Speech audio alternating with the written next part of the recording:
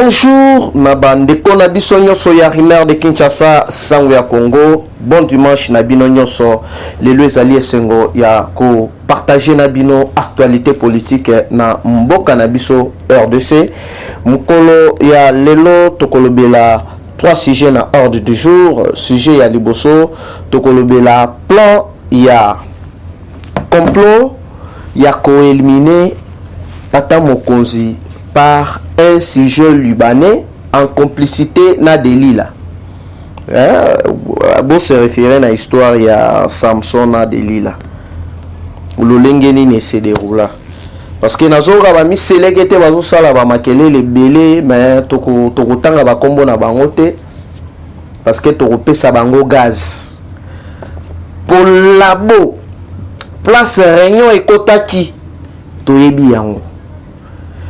Alors tout ce monde bazo sala ba makele leo bazo linga baloba wana nazo tuna bino kaka mutuna moko affaire mukuna na Chibola ezakawa je suis Chibola toza na niveau nini toyibi comment ça se passe. Affaire Eliane na le pasteur Moïse Mbie esuka wapi toyibi suite. La fille en question oyo akosela Pasteur Moïse Mbie Makambo. Tilelo a gagné combien de âmes? Tilelo azali wapi? Tout le monde a battu awa koloba je suis Boye, je suis Eliane basuka wapi? Affaire Peniel na frère Mike et suka wapi? Toyebi lolenge nini boko takabalabo pour salir les gens. Toyebi. Et non, kobino bozo luka nde vérité. Bozo luka boyeba. Alors que vérité ezalité boyebi ke non. Na makambu nyonso oyo so le kanana se oyo. Eza ba laboratoire. Et puis na plan moko ya ko éliminer Tata Mokonzi en complicité na un sujet libanais na kombo ya Hassan oya bandaki kofanda quartier moko na Delila vu que Delila komaka kozoba mbongo batu ngana komema yo na présidence ba opérateur économique epai siko ba mbongo tu oyo bango ba mela wana na ba biro na ye ba komi ko chaye siko pression mbongo na biso eza wapi banda olobaki komema biso kuna. Alors que M.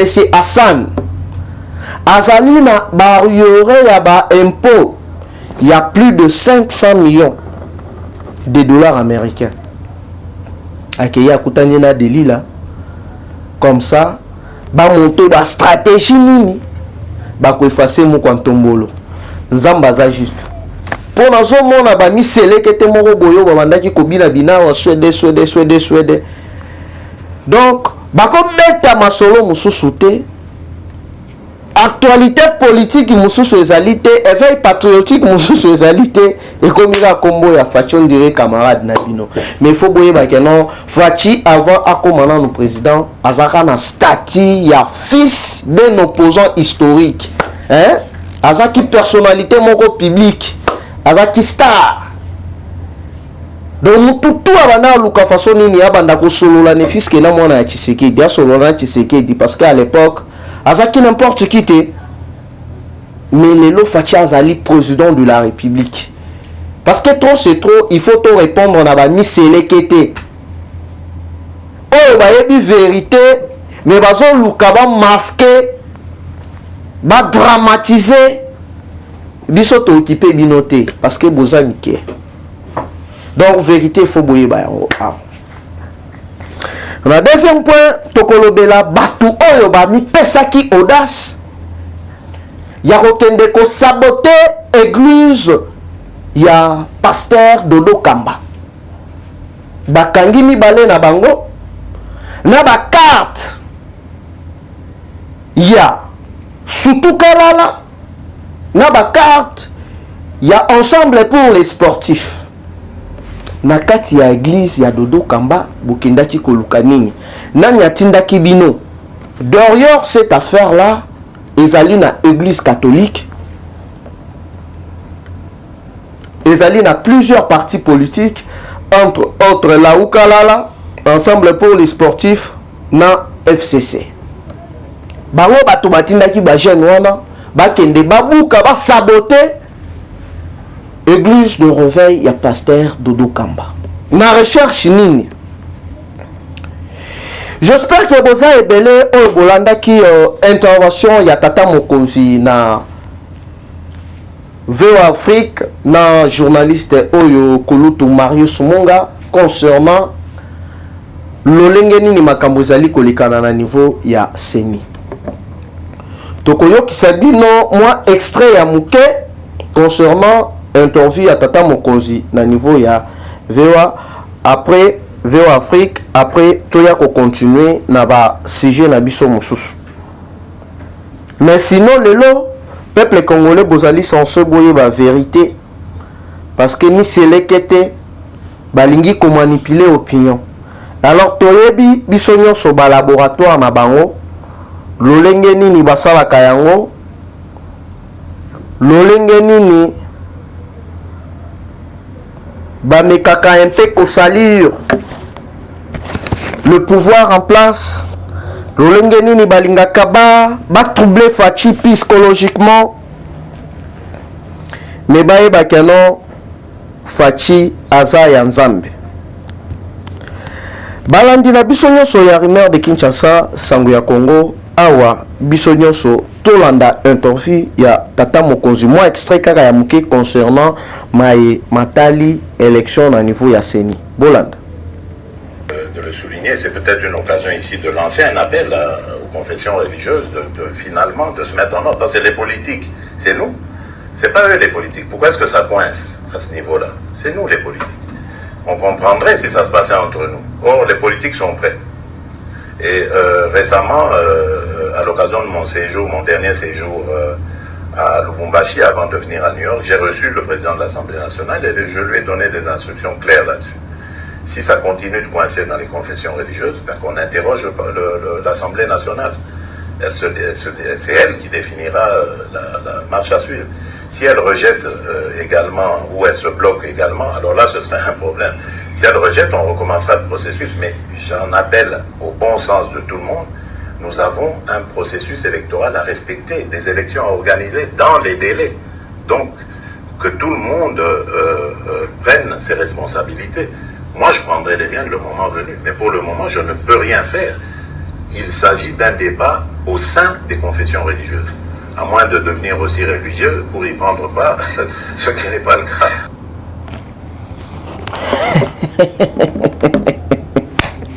Nenge tolobaka non politique et combien ligne. Ayebisi bango clair. Bango baza politique. Koto yo basali basali ya Nzambe boni bango kote ya politique bakende kokota na makambo basali ya Nzambe du basala makambo na bango. Parce que ceux qui balobi ba longola to ba annulé processus oyo et salaki que non ba voter Denis Kadimaneti futur candidat ya Seni, les six confessions religieuses ba ko sepela na yango te. Alors facha lobi yango bien. Jamais ba ko se donne à la caprice, il y a deux personnes oyo bazali deux confessions religieuses oyo bazali minoritaires na place ya kenon ba maintenir il y a 6 oyo bazali majoritaire. D'où voilà raison oyo alobaki azali disposé te ya koyamba église catholique na protestante oyo bazolinga ba imposer lo na bango pour na ba propre intérêt na bango moko personnel mais aussi mbatin. Alors facha tindi bango na kati assemblée nationale bakende kuna na kati assemblée nationale basala débat contradictoire batu oyo balingaki ba envoyer ba média obtenant ndenge sali wana tozalaki menacé tozalaki boye bolakisa ba preuve ti sikoyo ata litanga ya preuve ezali te atali na entourage na ye eza te. Pourquoi ki motema mabe na un na niveau oyo mwana batu ya mama Marthe na docteur Etienne Tshisekedi wa Mulumba motema ya la distinguée première dame la bienheureuse Maman Denise Nyakeo asali bino nini?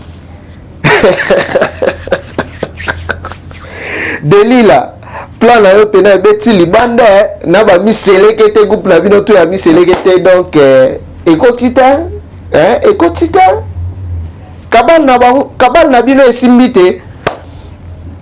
Donc voilà. Mais avant chef de l'État à l'obéla makambu ya élection na niveau ya Séné boye bakeno pendant la journée ezali na groupe ya ba délinquants ya surtout Kalala et ensemble pour les sportifs parrainé par l'église catholique oyo batindaki bakende babebisa babuka bayiba bakiti na église ya Dodo Kamba oyo azali représentant numéro 1 ya ba église de réveil nyonso bakeyi ko menacer bakeyi ko vandaliser église na ye nyonso wana parce que à maintenir position na ye. Même loko oyo bakendaki lisusu bameki par tous les moyens débaucher église débaucher islam baboui balobi jamais biso déjà tosalaki élection candidat na biso oyo toponaki ezali candidat ya église kimbangiste na kombo ya Denis Kadima. Namoni mutu moko boye oyo azalaka ministre ya sport awa na avant babimisa gouvernement ya FCC Cash mutu amela mbongo ya ba sporteur lisanga bondoki otene Denis Kadima église catholique azali ko menacer ezali faux et archi faux ezali lukuta, c'est de la manipulation. Toyebi lolenge nini bato wana ba fonctionnaka, toyebi lolenge nini bakotaka ba labo na bango, toyebi. Alors peuple congolais tout place aux oami ko paniquer na ba biloko ya mike migete o ba miselekete bazo sala makelele moko ezanga mutuna makolo pona kozwa gaz po bacha bango ka mais to okipe bango te biso pe to okipe bango te mais biso toye awa to pesa bino ka lumière lolenge nini bato wana babandaki coopérer wana donc na côté de champ na point ya liboso parce que na bandaki na deuxième point vu que falaki na yo kisabino interview ya tata mokonzi na niveau ya VO Afrique na Kulutu Marius Munga. Il faut voir la vérité. Bomoni à la veille ya marche ya santé ya Sutukalala. Madidi a clashé keloko moko boye wana. Alors que carte na bango na place babanda ki kosali la réunion toyebi yango. Parce que ya zalaka na maîtrise ta zalaka mutema moto. Opposition ozo kokate, marche ozo kokate. Si wa olingi o créer ba biloko mo bobo bandolo ba biloko loba mo boye. Bokanisi ke non biso to kokota na buso barabino. Problème e bandi lolenge nini? Dans la zone bayango oyo azana mato ya koyoka ayoka. Delila akomaki komela batumbongo. Obo pesa nga boye. Ngana komema bino na présidence. Bosala boye. Ngana komema bino boye na kati ya gouvernement bakombo na bino ekobima. So ba mongo batu na ba bureau na e na ba vie na e bakamati bambongo batu bapesi bango. 1 mois, 2 mois, 3 mois. Ba biloko wana bakena ngotina ba opérateur économique. J'espère il faut boyeba les pourquoi ba expliquer sujet libanais oyo na kombo ya Hassan. Oya bandaki kofanda non loin ya Delila. Monsieur Hassan azali na nyongo ya gouvernement congolais. Barrière oyo azali na yango ya impôt banda aya wasala 32 ans. Asa parmi mutu oyo a contribué pe na assassinat ya liwa ya Laurent Désiré Kabila. Bato bozali komona wana. Alekana na expliquera yango autrefois awa balekana na nzela ya artiste moko congolais oyo azali lisusu invité ye azalaka na kati skovike babandaki kofanda quartier moko na delila akepa delila oteno valanga na baproblème boyeboye ndenge eza wana ndenge baekarte nga na niveau ya marché central nga nazolakisa yo plan B comme ça l'air nga na kozwa masolo nga na kofula yo delila a cédé concédé delila a cédé vu que monsieur Hassan oyo azalaki na nyongo ya arriéré ya gouvernement congolais alors que tata mokonzi même dio ya tribune ya Nations Unies alobi yango très bien alobi nga na posa nasilisa makambo etali corruption libela naza na bosenga ya bakongolais oyo bakoakompagne nga na démarche na nga ya kosilisa complètement corruption na mboka na biso parce que eza cancer oyo efaire rater biso biloko ebele bato wana balingi badistraire biso tozala concentré sur l'essentiel mobilisation ya barachette oyo ezali attendre par mois mensuellement 3 milliards de dollars etikala kosalema te gratuité enseignement oyo ezokende de gloire en gloire etikala kosalema te mais bozali censé boyeba vérité concernant makambo ya delila. Mes chers frères, l'air basololi ya présenté les pistes na kati ya piste wana conseiller ya Soriano azalaki représenté koto yo na ngambu oyo ya Hippolyte Kanambe Jezabel azalaki wana parce que Hassan batu babandaki kopesa ye mutu makasi ezali Jezabel. L'air bozali comme on a plusieurs appartements où ezali na ba ville wana ba bureau ya location ezalaka ya Messansan. Ndenge to ali koloba awa biloko nyonso wana ezali bloqué na gouvernement congolais vinyongo oyo azana. Hassan plan bimisi na ba collaborateur na ye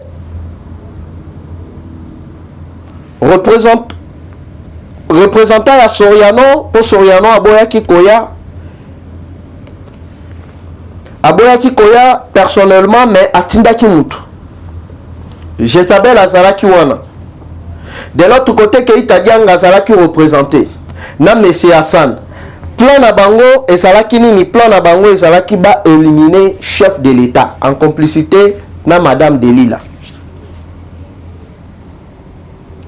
bakomaki sikoyo ko étudier abimaka heure nini lera kendaka rapport akendaka heure nini soki akei manifestation tokosala lolenge nini nyonso wana baplan na bango oyo babandaki koprepare na bureau ya Delila na bavie na ye epete moko na bango na kati ndenge balobaka kaka no nzambe azali juste mais Delila yo lingi osala boye mpona nini mto bato asali yo ndenge nini yo nde manque de maîtrise na yo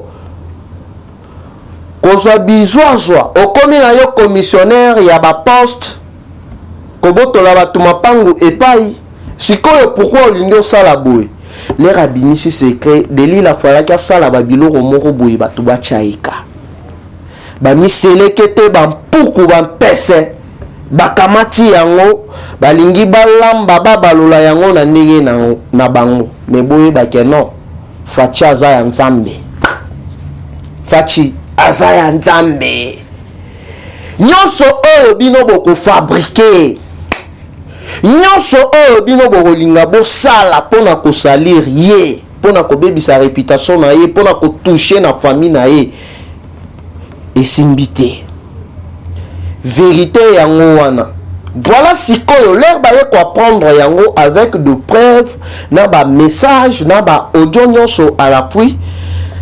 C'est parmi ba raison oyo baye ko expliquer mais c'est Hassan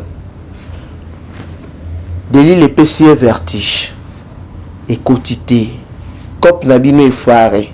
Congolais, nous sommes partout dans le monde. Bossode na manipulation ya bato wana te parce que na balabo na bango toyebi lolenge nini basalaka. Izalaki awa je suis Eliane, je suis Eliane, je suis Eliane. Lelo dossier wana ekenda wapi? Je suis Peniel, je suis Peniel, je suis Peniel. Est-ce que lelo église ya pasteur Mike Kalambai et c'est ce qui existait? Point d'interrogation. Église, il y a pasteur Moïse Mbie et c'est ce qui existait, point d'interrogation. Beaucoup de cas par tous les moyens pour salir Moutou. Mais ce qui Nzambe a décidé, humiliation a été bino baton kiliboye bakenyo soboko sala. Et ça zéro.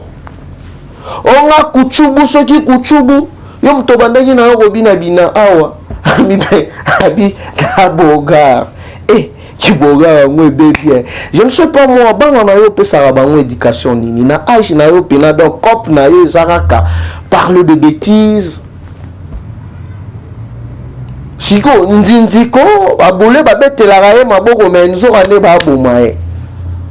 Tonton qui peut binoter tous les miseleketo bazo sala baba ba makile liwana ba mama mikolo ba koko. Fatia batumo mke.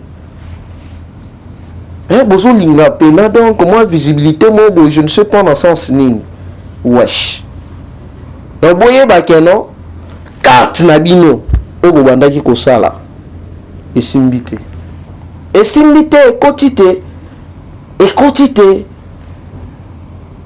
Alors bon matabo kita première dame azaka kamoko maman Denise Nyakpeo. La bienheureuse. Donc boza kolala. Pour qui ça, tu tirer très attention. Na niveau il y a province, il y a bas Congo parce que nazali comment na batu bazoya bazo déposer ba candidature na bango. Mais na kala boye na liste il y a batu o ba ko déposer ba candidature na bango pour ba comme ba gouverneur na niveau il y a Congo central na kala boye maman moko bandaki ko finga fachi tongo medi pourquoi na bandaki ko tinda ye Keita Dianga Justine Kasavubu afinga fachi na ndenge moko ya kosakana te awa siko ya komi ko ya onde ya musanto abatani aya ko postuler na province ya Bakongo neti gouverneur mama okosi toyebi couleur na yo toyebi façon na yo ya ko se comporter ndenge ofingaka otika zei kuna koto zalaka na Bruxelles net ambassadeur ya RDC bebisela batu misala opesa batu bambongo te dossier juridique o ba condamna yo na prison ferme na niveau ya ba Congo eza ko voulez que notre bosani parce que opesa yo province wana donc balobi que non ba oteka yango koteka yo muto banda ko finga fachi tongo medi poko lelo komi koya obenga batu voilà bolo belanga tozana yo maele tozana yo lisu likolo ya lisu et puis dossier wana o ba condamna yo na justice yeba que non à bientôt là toi na kati ya état de droit ba toko kondola yango parce que jamais toko tolérer batu o bazana moralité ya malamu te na tête ya province ya ba Congo. Bozalaki belé ya kolanda biso na nzela ya rumeur de Kinshasa sango ya Congo ezalaki wabino mwana koli. Bye bye et dans le prochain numéro. Eshima, votre magazine qui bat au rythme de l'actualité. Retrouvez la nouvelle édition.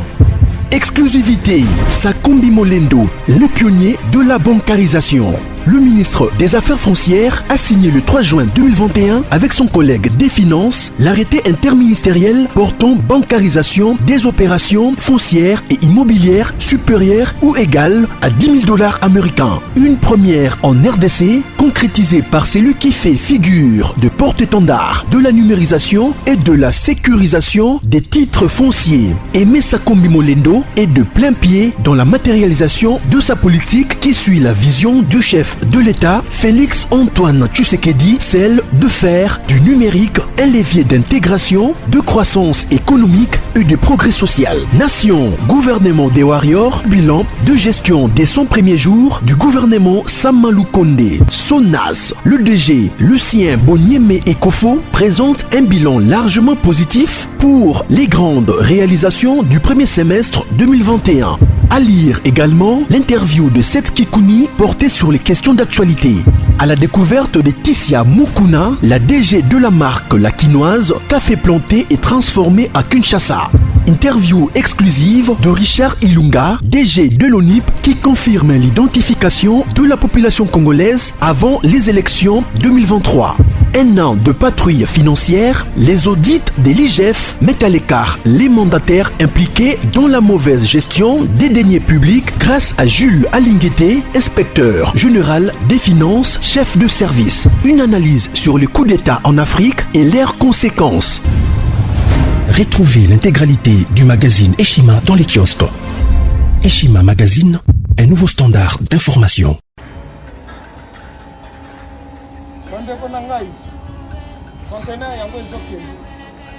Le 26 mai, les conteneurs. Conteneur chaque mois. Donc, next ekozala le 26 mai. Olingo tinda velo. Mutuka. Please, aussi au Kangi. Biloko tout, pour même à biso. Benga biso, comme ça, toya, so même biloko tout tinda la Congo.